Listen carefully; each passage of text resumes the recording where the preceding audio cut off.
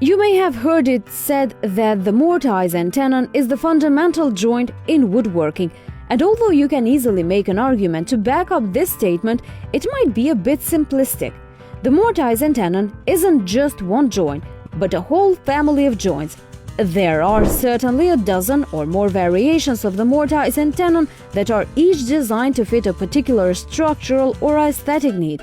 The benefit for woodworkers is that the mortise and tenon offers a real joinery bonanza.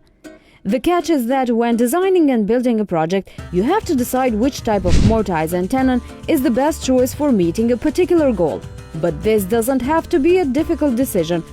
One of a handful of common variations of the mortise and tenon will fill the need on almost any project.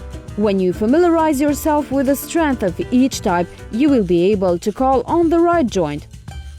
The simplest form of mortise and tenon is shown above, termed a stub tenon and groove. This joint is made by fitting a short tenon, usually no longer than 5/8, into a continuous groove.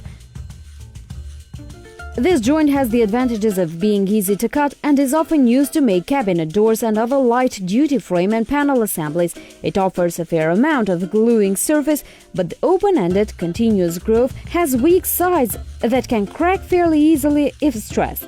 This weakness can be overcome by gluing a plywood panel into the grooves. When a deeper, fully enclosed mortise is cut to accept a longer tenon, you end up with a much stronger joint, drawing above. Since the sides of the mortise are supported by the wood on either end, the chance of splitting is much less likely. Greater gluing surface is another benefit. This is a good choice for joints that will be put under stress, such as a rail-to-leg or stretcher-to-leg joint of a chair or table. The tenon can be made with shoulders cut on all four edges as shown, or just the two long edges. A two-shouldered tenon has the advantage of being easier and quicker to make. A four-shouldered tenon has greater racking resistance and ensures that any gaps between the ends of the mortise and the tenon will be hidden.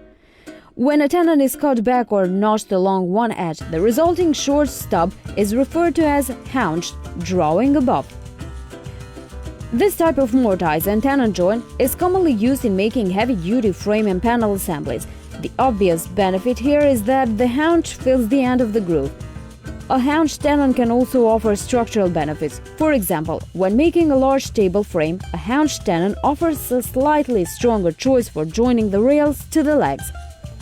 The mortise can be reduced in length and kept back from the end of the leg, reducing the likelihood of splitting. A shallow groove between the mortise and the end of the leg holds the haunch on the tenon. This arrangement creates a continuous gluing surface and also provides a mechanical connection that keeps the rail from twisting out of alignment. Thanks for watching. Until next time.